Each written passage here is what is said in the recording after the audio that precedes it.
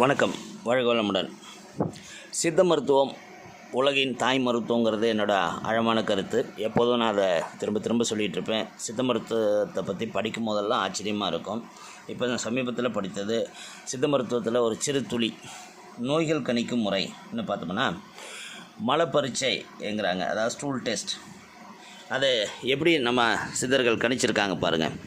வாதம் அதிகரித்தால் மலம் கருக்கும், பித்தம் அதிகரித்தால் பச்சை நிறமாகவோ அல்லது சிவப்பு நிறமாகவோ மலம் வெளியாகும், கபம் அதிகமானால் மலம் வெண்ணிறமாக இருக்கும், பலவித நிறமாக இருந்தால் அந்த தோஷங்களுக்கான குறிகள் இருக்கும். ஜல பரீட்சை, அதாவது சல பரீட்சைன்னு சொல்கிறாங்க. இது எப்படி இருக்கும்னா, வாதம் அதிகமானால் சிறுநீர் வெண்மையாக இறங்கும், பித்தம் அதிகமானால் மூத்திரம் சிவப்பு நிறத்துடன் குறைந்த அளவில் வெளியாகும், கபம் அதிகமானால் நுரையுடன் காணப்படும்.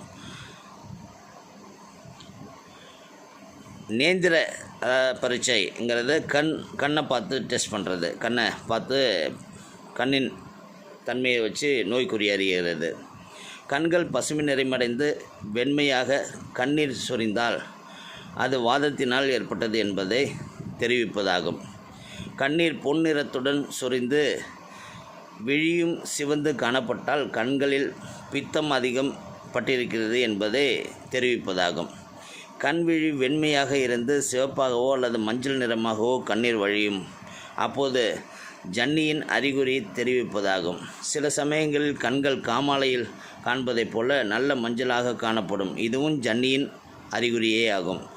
அதிக சிவப்பில் கக்குவான் இருமல் என்று தெரிந்து கொள்ளலாம்.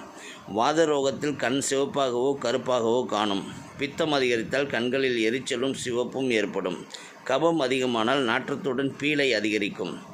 பசுமை நிறமடைந்தால் ஜன்னி வாதசுரம் என்று, இது எல்லாம் அதிகமானால் காமாலை என்றும் கண்டுகொள்ளலாம் என்று சொல்லி இந்த மலை பரீட்சை, ஜல பரீட்சை, நேந்திர பரீட்சைங்கிற ஒரு 3 தலைப்பை மட்டும் சொல்லியிருக்கிறாங்க.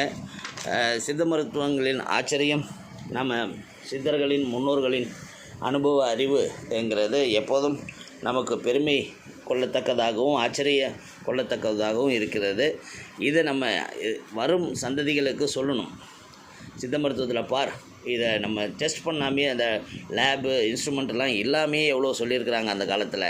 நம்மளோட முன்னோர்கள் அறிவு எப்படிப்பட்ட அறிவுங்கிறத நம்ம பறைசாற்ற வேண்டும். வாழ்க வளமுடன்.